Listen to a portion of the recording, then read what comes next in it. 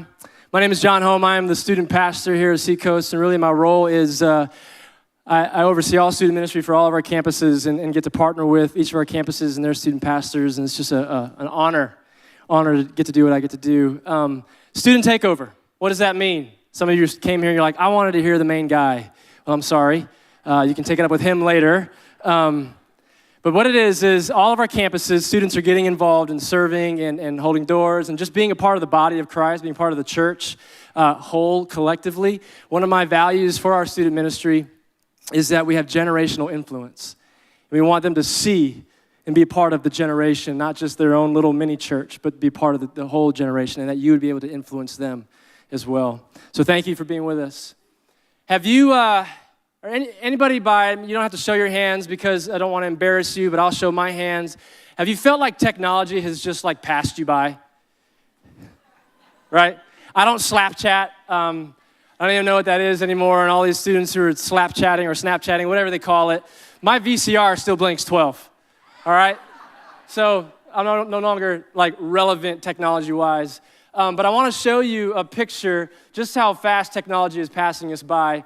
In 2018, if we were to pull up pictures of our grandparents and say, son, I found a picture of your grandfather, this is probably what a picture could look like, similar, older picture. But in 2060, if we were to say, son, I found a picture of your grandfather, this is what it would look like. Right? It's a little sad, isn't it? Got a picture of your grandfather. What is that? 2060. Wow, what would that even be like? Who knows? All right, I want to add my 2 cents to the legacy. This isn't a legacy continuation of the series. This is an independent message, but I just want to add my 2 cents to the legacy series, and basically my 2 cents are this. There are 2 words missing from anyone with a legacy. 2 words missing: safe and familiar. You'll never hear those words out of someone who has left a legacy, leaving a legacy, that they never played it safe, and they weren't comfortable with the familiar. They always launched out. And so this morning, what I want to do is I want to give us a guiding statement, a vision statement for our life. That when you feel like all is lost or lost control, or I don't know what to do next, I don't know what my next step is, or my child is just so out of control, I don't know how to rein them back in, or my friend or my child or my family is so lost, I don't know what to do next. I want to give us a guiding statement that brings us back to true north. And I'm going to give that to you towards the end. It's found in the book of Nehemiah, my absolute favorite book of the Bible, one of my absolute favorite leaders. And the book of Nehemiah has helped me in my church planting journey, in my student ministry journey. There's so many layers to this book, and I'm going to try to just give you a few of those layers this morning. But I'm going to ask you a question, and I'm not going to necessarily answer this question now. I'm hoping that you will come to an answer during this service. And the question I have for us is, what's the faith of the next generation worth? What's the faith of the next generation worth? And I'm not just talking monetarily. I'm not just talking financially. So much more than that. You see, I do a retreat for all of our campus staff and their spouses and who work in student ministries. And does anybody know what this shovel is? E-tool, child, a trench shovel.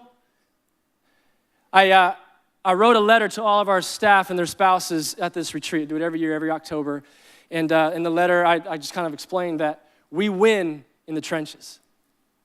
And we're called to be in the trench. And I gave them all one of those little trench shovels and with a label that says, we win in the trench. And in World War I, thousands of miles, the war was fought through thousands of miles of trenches. Trench warfare was a type of combat where opposing armies fought from trenches facing each other. And the land that was in between both trenches, does anybody know what that area was called? No man's land. Do you know that there is no man's land happening right now in our culture?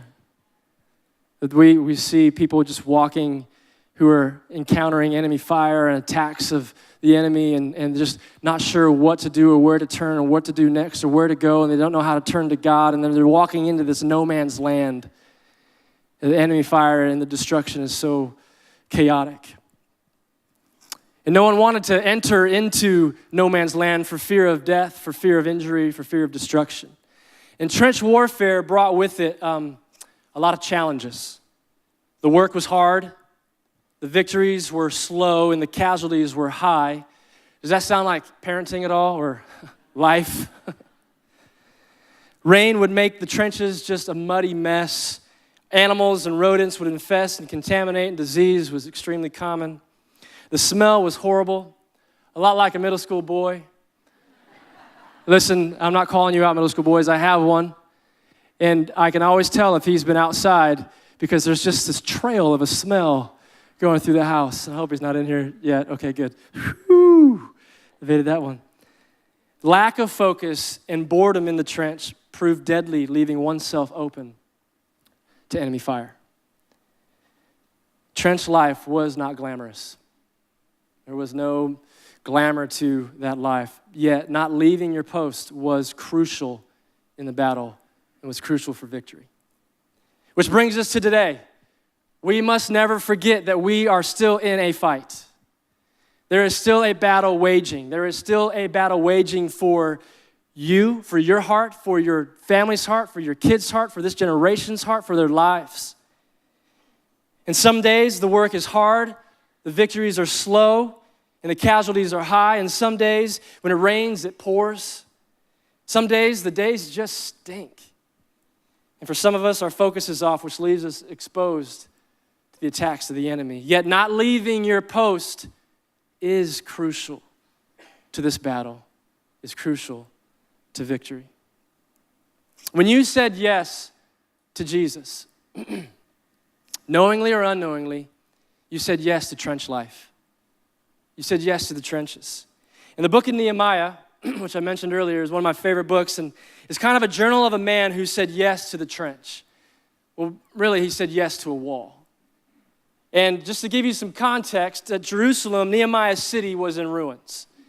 And the collapse of it from Babylon, there were kind of three stages. In the first stage, they took all the young nobility. And Daniel, Shadrach, Meshach, and Abednego, Daniel and his boys, they were one of those nobles who were taken in the first attack. And in the second attack, the second stage, there were 11,000 exiles.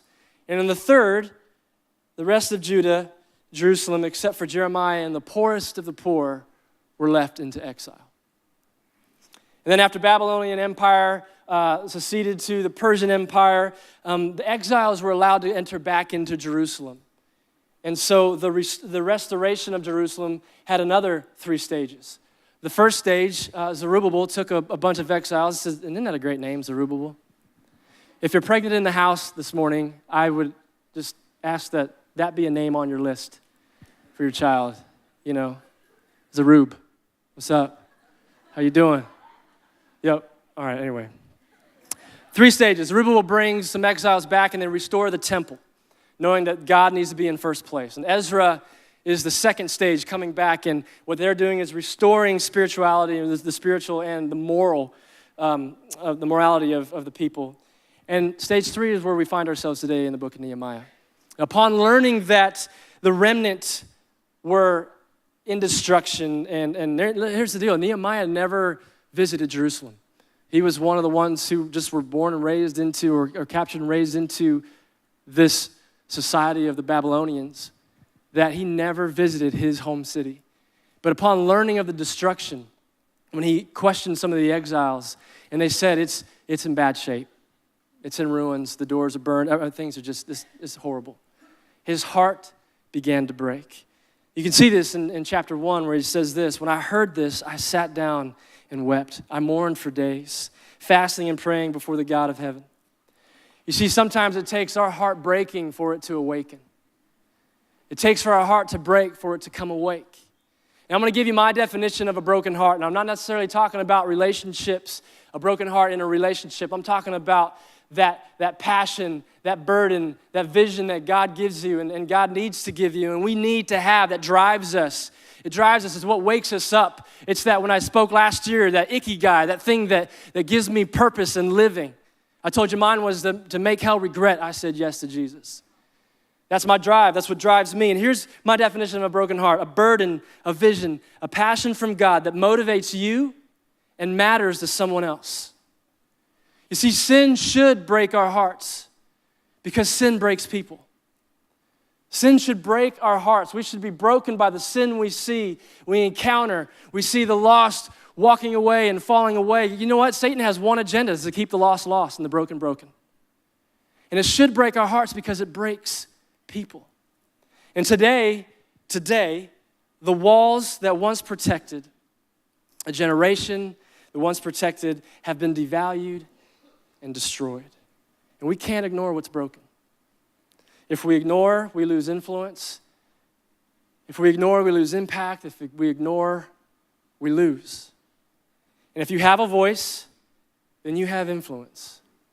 And if you have influence, then you have responsibility. See, my burden story is one where I think you know some of it, where we were here for a season, left and started a church, and then went through this series of where God was just stirring in my heart, I'm not done with you in the trench of student ministry. And so I went through a series of 21 days of fasting and praying, saying, God, you know, what are you doing? What are you calling me to? What's going on? And I said, if you want me back in student ministries, I'd love to be back at Seacoast. Minnesota, South Carolina. There was a little bit of a selfish prayer to it. And my wife said, don't you dare call them and ask for a job. God needs to be in this. 3 days after the 21 days was over, I get a phone call. And everything I asked God to do was done. Would you pray about it? I don't need to. I did 21 days of praying, bro. I'm good, you know. But what I want to share with you is there were 3 days where we were moving our family back. My wife flew back with our baby, and then our other two were in the minivan with her parents, and I was in the riding truck where I felt like I was in a little semi-truck. I felt manly because I'm not very manly. Matter of fact, I'm an avid indoorsman. I've had a lot of the people want me to go on the hike, and I'm like, you know what? I got a youth activity that day. I got to wash my hair or cut it or do something. Now, I felt pretty manly driving this truck, but in that truck for 3 days was me and God, or God and I, if you're an English teacher. You can correct me later. And first day was me mourning, leaving the baby we just birthed, this church, for 2.5 years. It was massive mourning, just weeping, just saying, you know, all right, God, I'm trusting I heard you in this one. And the second day was, God, break my heart for this church and for this generation. Break it. And it was just a full day of just crying out to God. And then the third day was planning and strategy to reach a generation. That's my story. And Nehemiah, his response was to take action, but his first action was prayer. His very first action was prayer. Matter of fact, all through the book of Nehemiah, 11 times or more than 11 times, prayer was his first response in things. He went to God quickly and first and all the time, and it was continual. And he spent about 4 months fasting and praying. Matter of fact, when they rebuilt the wall, it took them 52 days to rebuild the wall. He prayed longer than it took for them to finish the wall. I should say something. That should show something right there. And Nehemiah was not only paying attention, he was praying attention. And in prayer, it keeps the burden fresh in our life. It keeps us looking. Prayer keeps our eyes and hearts expectant. God, what are you wanting to do? Who are you wanting me to speak to? What are you doing in this situation?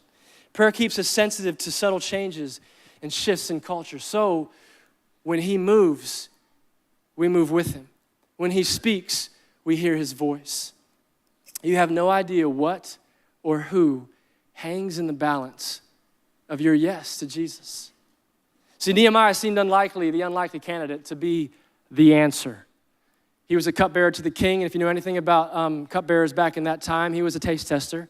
I would love to be a taste tester. If any of you are chefs, please find me. I would love to taste test, but I would never love to be this kind of taste tester because he was tasting every drink or article of food that made sure that there was no poison to poison the king. Now, who would love that job?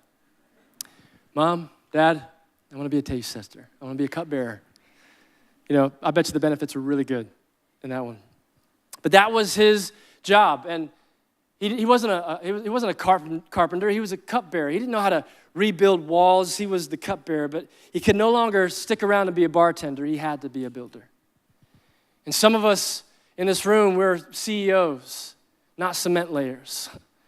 We're teachers, not trench diggers. We're artists. We're small business owners, we're lawyers, we're doctors, you can fill in the blank of your occupation. You feel like you're not adequate enough to get on the wall, to build a wall, to get involved into a generation's life, or to get involved into a neighbor's life, or to go further in your walk in service with God.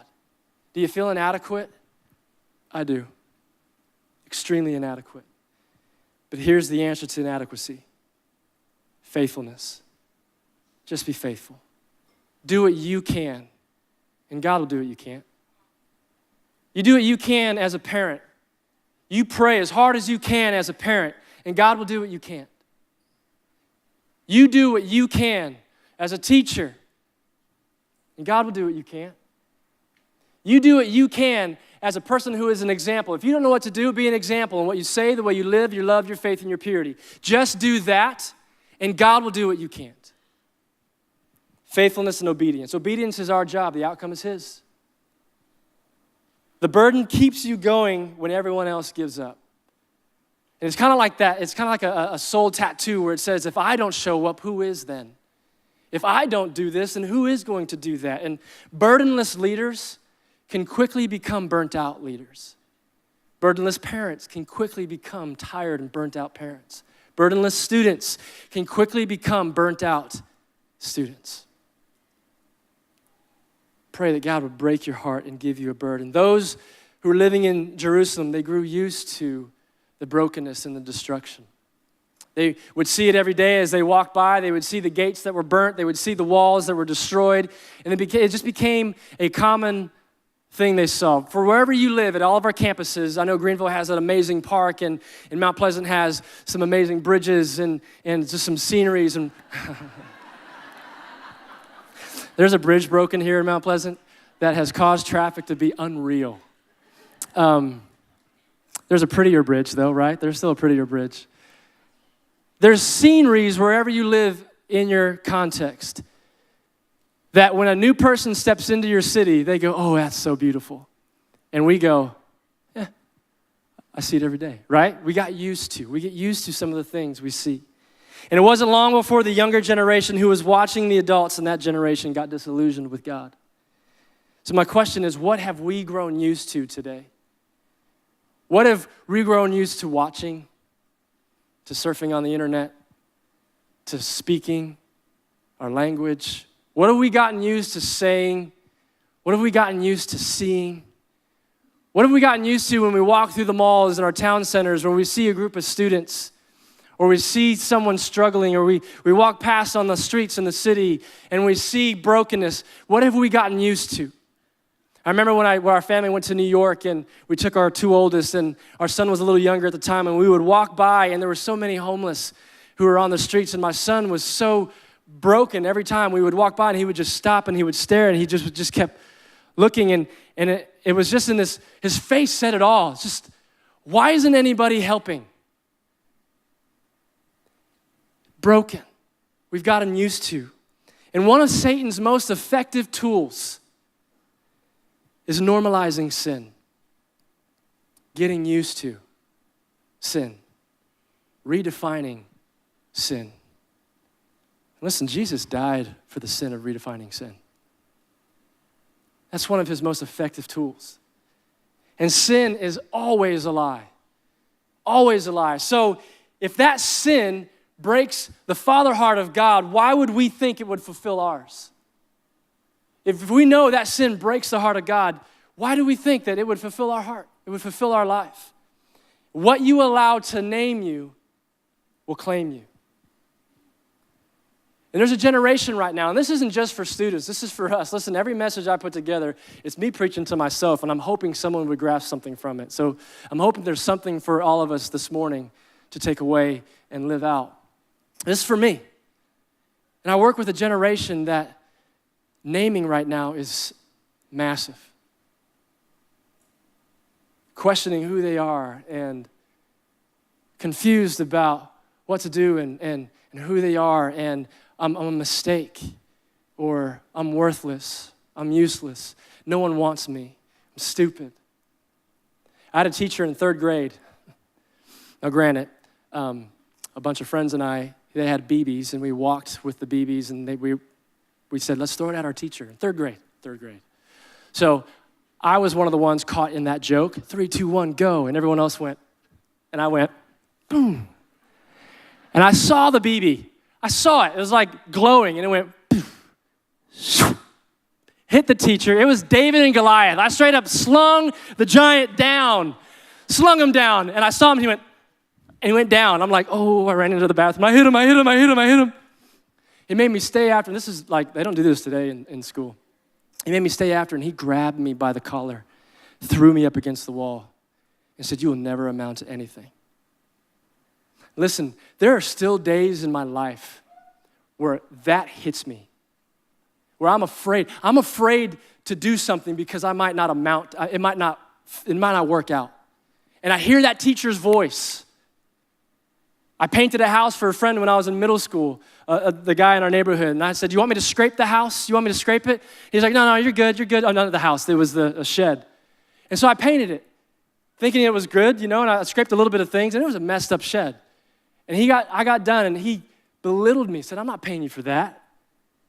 And so I've got these voices that haunt me, right? And all of us, you can put your story in that, where what we allow to name us will claim us.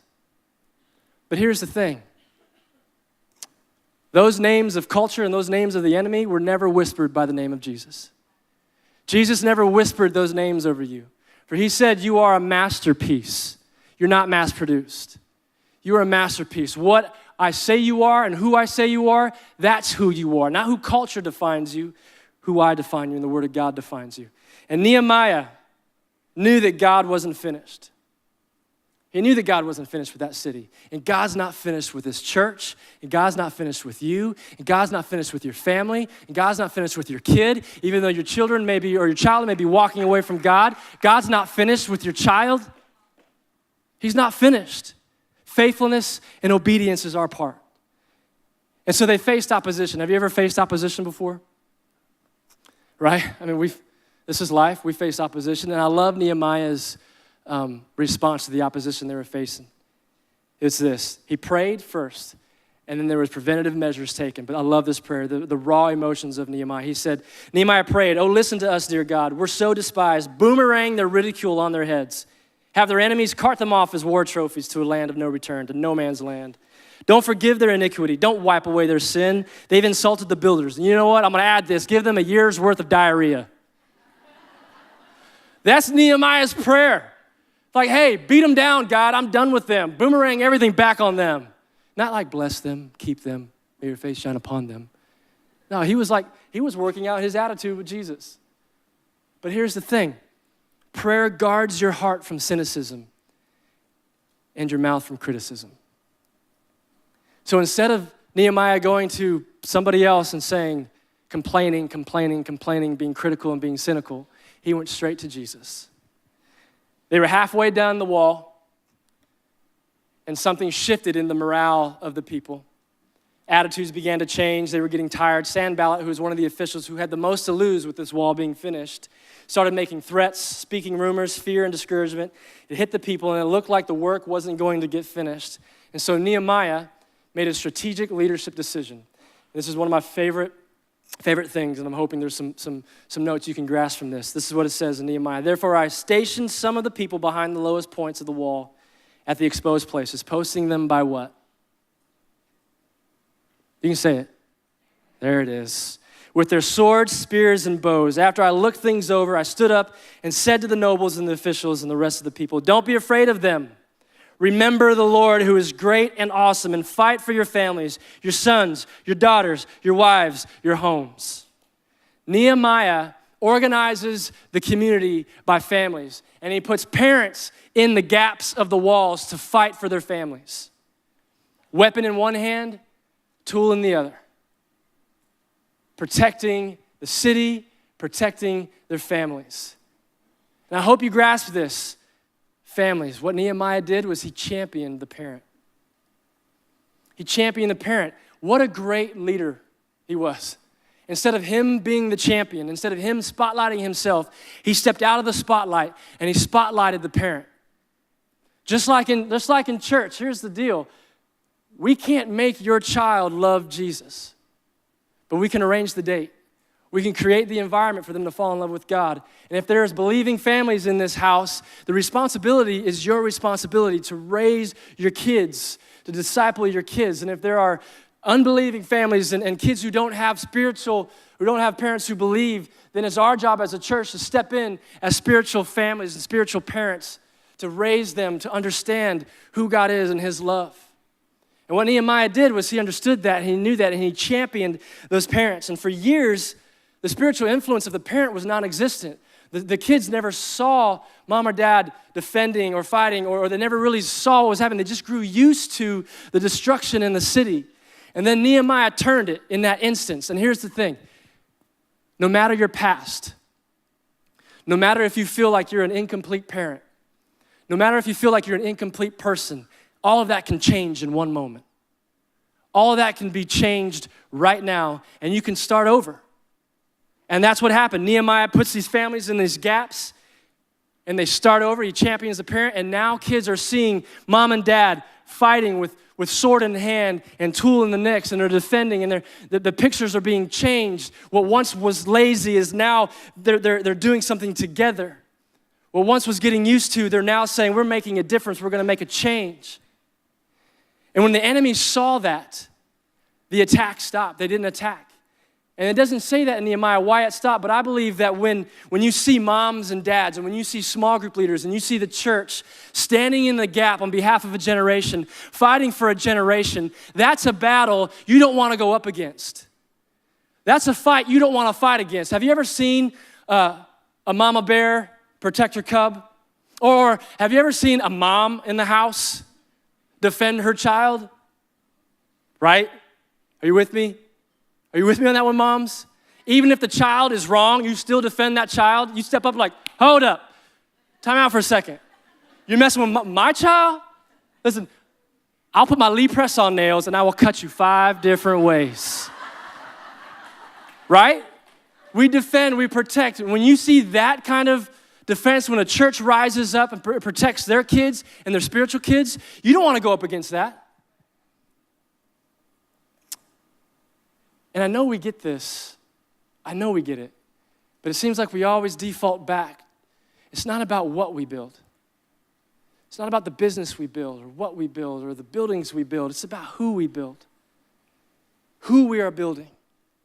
And when Sanballat and his homies heard of the rest of the enemies, heard that I had rebuilt the wall, and that there were no more breaks in it, even though I hadn't yet installed the gates, Sanballat and Geshem sent this message: come and meet with us at Kephram in the valley of Ono.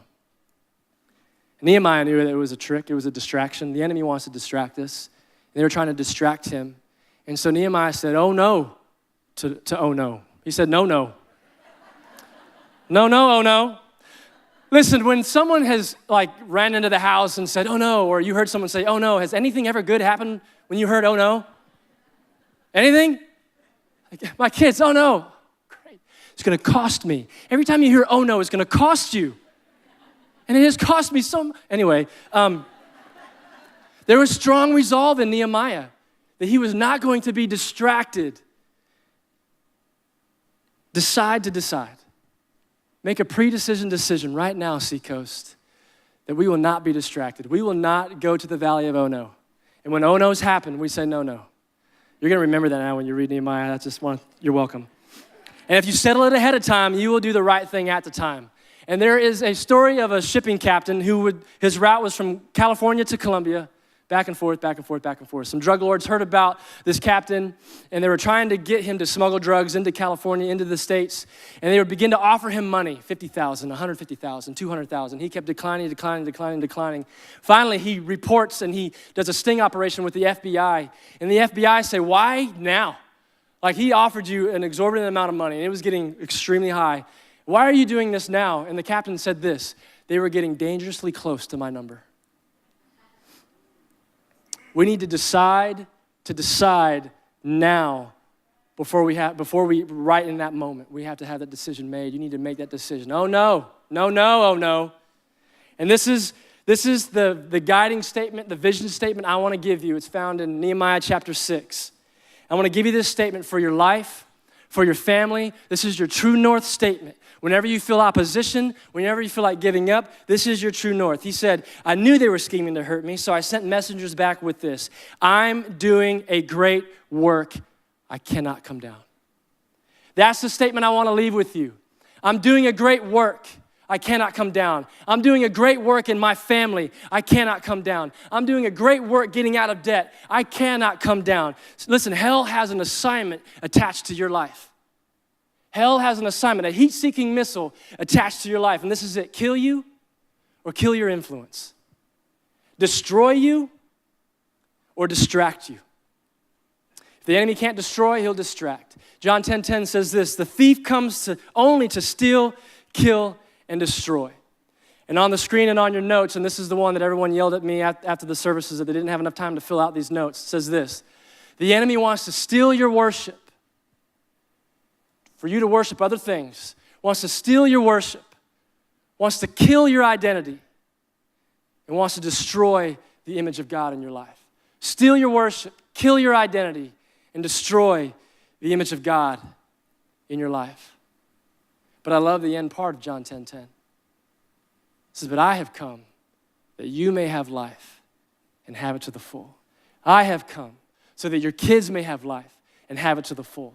I have come so that in your brokenness, you can find life and have it to the full. I'm doing a great work. I can't come down. I can't come down to your level. I can't come down to compromise. I can't come down to caring about what others think, what you think. I can't come down. Every lie, every accusation, every temptation, I can't come down. So don't settle for the good things. We've got to settle for God things. Nehemiah 10:39 says this, we will not neglect the house of our God. And if I could speak to the parent for a second, is do not neglect keeping your kids in the house of God. Don't settle for good things. Settle for the God things. Don't neglect the house of God where they will learn. That's where I learned. That's where I was raised. I was raised at the altar where God does alterations. I was taught how to pray by my parents, watching them seek God, watching them kneel at the altar and pour out their life and pour out their heart. I learned how to hear God's voice from my father, who had an amazing job with the State Board of Agriculture in Kansas and quit it and left it all to become a pastor. I learned how to hear that voice. Listen, I had a drug problem when I was a kid. I was drugged to church all the time. All the time. Someone went, ha, ha, ha. When your kids go to bed, or if you don't have kids, or you do have kids, declare this over them. Declare this over your house. Declare this over your future family. Declare this over yourselves, that I'm doing a great work. I can't come down. I can't get distracted. When you're trying to get out of debt, declare this. When you're tempted to put work first and over your family, declare this. When a family member is far from God, declare this. If you're single, don't get distracted from God's plan in your life. Allow God to shape your character while you're waiting. Protect and guard your purity. Declare this over your life. I want to show you a real quick video clip of why it's important to stay on the wall.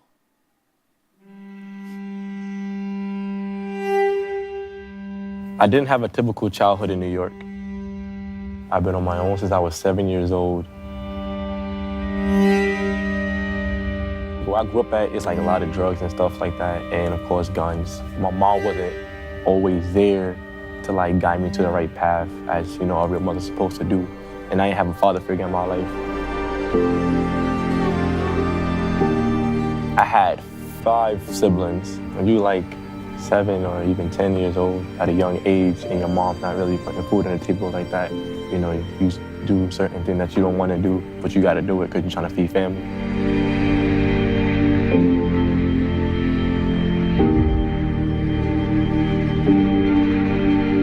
I came to Charleston on a bus.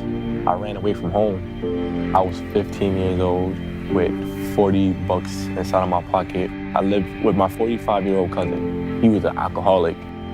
It was even rough living with him because sooner or later we got kicked out the house.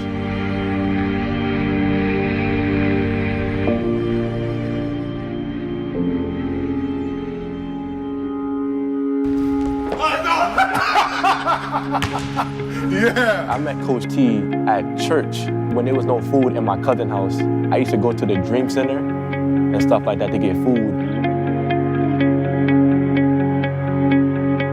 We was driving in the car one time in his car. We started talking, and he was sitting there talking to me about how I got down here, and I started telling him, and he understood my situation. And he was like, if you need a place to stay, I'll take you in. And I was like, really? And then he was like, yes. And I was like, okay. You could just say God answered my prayers, because I was like, I want to live with Coach T because I feel like he'll be a better fit for me. When I first came down here, I didn't know what love was. I didn't know what family was. I didn't know any of that. So when I started living with Coach T, everything changed. It was like he was showing me the way of being a man, If it wasn't for him pushing me as the best person I can be, none of this would be happening right now. And I told Coach T I was going to take his spot in being a pastor. Don't tell him I said that. My life had to find who I am today. When I have kids, I want to make sure they're good. They ain't never got one for nothing. I want them to be able to go to school without getting picked on, or I just want them to be able to come home and actually have food there, and they won't be scrawny like I was. I feel like I'm gonna be a great person when I get older, and I feel like God got a lot in store for me, just being around people I'm around. At first I thought I was gonna be 6 feet under, but turned around I'm not, so grateful for that. So good. I love you, Day. Pastor T, you are my hero. Presence changes perspective. Listen, Day is college bound. He was one of the top basketball players in this state, and because someone ran into his mess, stepped into his mess. See, my life wasn't changed from a sermon like this. I don't even remember half the sermons I listened to, and you probably will forget this by tomorrow, and all you'll say is a dude wore ripped jeans trying to look like students, right? That's probably what you remember. Awesome, thanks. But my life was changed when my youth leaders, not my youth pastor, because I had 4 different youth pastors in 6 years of my time as a student, but when my youth leaders stepped into my mess and showed me Jesus. I still get birthday cards. I'm 41, still get birthday cards today. No money, but I get it. Presence changes perspective. You got a tag when you walked in this morning. I'd love for you to grab that tag at every campus. Who has a red tag? Can you show me your red tag? Who has a yellow tag? Can you show me your yellow tag? Who has a green one? World War II, triage was the system that was used to color code and tag the wounded soldiers, indicating the degree of medical assistance they needed. Red meant that there was no hope, it was hopeless. So I'm sorry, those of you who have a red tag, there's nothing I could do. If you have an issue with that, Pastor Josh would love to answer that question at the end of service. It's no longer in my hands. The yellow tag meant that there was a chance of survival, but medical assistance needed to be quick.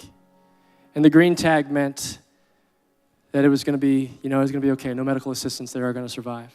And on this particular day, there was a doctor and a nurse who were racing through the triage center, and the doctor was saying red, and he was yelling out colors, red, yellow, green, green, red, yellow, and she's stapling as fast as she can. And if you can picture the chaos, and she's stapling that, and as she's done, she's walking through to make sure no one was missed. And a soldier grabs her and he whispers, I don't want to die. I don't want to die. I've got family back home. My wife just had a child. I don't want to die. And she was so stricken with compassion, almost like Nehemiah, the brokenness began to just attach to her heart. And she was so broken that as she gazed down and looked at his bloodied, torn up uniform, soldier's uniform, there was a red tag stapled to his uniform. And so she took a risk, but she quickly ripped the tag off, stapled the yellow one, and kept going through. Years go by, the war is over, and a decorated soldier general comes walking into this hospital, now in their civilian life and their civilian jobs, comes walking into this hospital, and he demands to see the doctor or the nurse that created this system, used this system, and assess the damage and assess the wounds of the soldiers. What gives you a right to label them red? What gives you a right to label them? And he began to describe the situation and describe the soldier and describe the wound, and it was silent. And he began to get more insistent and more demanding. And I need to know, who is the doctor who assessed this particular soldier's issue? And finally, the doctor spoke up and said, "Sir, that was my call. There's nothing we could do. I'm sorry, there's nothing we could do." And the general said, "Well, if there was nothing you could do, why is this man still alive?" And the doctor's like, "I think we've got our signals crossed, mixed up. I know that there was nothing we could do. I'm the one who said red. I remember that." And still, the general was, "You're wrong." And the nurse, with her head hung low, spoke up and said, "I'm sorry. I'm sorry, sir. That was me. I took compassion on this man, and I changed his tag." And the general grabbed her by the shoulders, and he said, "Ma'am, do not apologize to me. For that was my son that you saved. He is now a father. He is able to watch his kids grow. So do not apologize to me. Thank you." And that's a picture of life, church. That is a picture of life where we are called to change people's tags. We're called to walk into the mess of a generation and switch their tag from red to yellow or green, to switch their tag, to run into the mess. And I see this picture that is on the screen as a beautiful picture of how Jesus ran into our story, ran into our mess, and changed our direction, and changed our lives, and changed our tag. And if you're sitting here this morning, you're sitting at one of our campuses this morning, and you've labeled yourself broken, worthless, failure, whatever label you may have attached to you or whatever situation may have labeled you, I want you to know this morning, your tag can be changed. All you need to do is cry out to Jesus, reach out to Jesus and say, "Change it, God. Change my heart, oh God. Change it." We were rescued to be rescuers. We need to take risks to rescue a generation. And so the question I asked you when I started was, what is the faith of this generation worth? And here is my answer: everything. And the picture you're going to see, and as I close, is a picture of one of our one nights where we shared this message. I shared a message and then really was trying to teach the altar to the students versus just a place of entertainment. This is a place where you find salvation. This is a place where you find freedom. This is a place where you can get alone with God and away from distractions. And this is a place where you can worship. This is the place where at the altar, God does alterations. And I didn't think a student would respond, because there's times where we've had those calls and it's like crickets, right? Even as parents, you're like, "Hey, how was your day?" One by one, students began to come down to the altar and drop to their knees, not prompted by me. And this picture has seared my heart of why I'm on this wall, of why I'm in the trench of student ministry. And that's my answer: everything.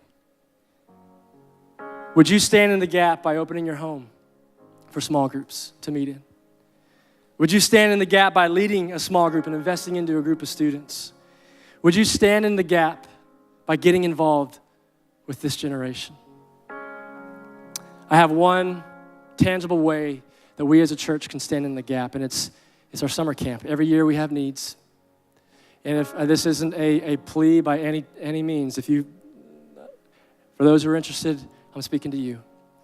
Last year, you gave over $60,000 for scholarships, and every one of those dollars went to a scholarship. That meant we had $60,000 worth of need in our church to get kids to camp.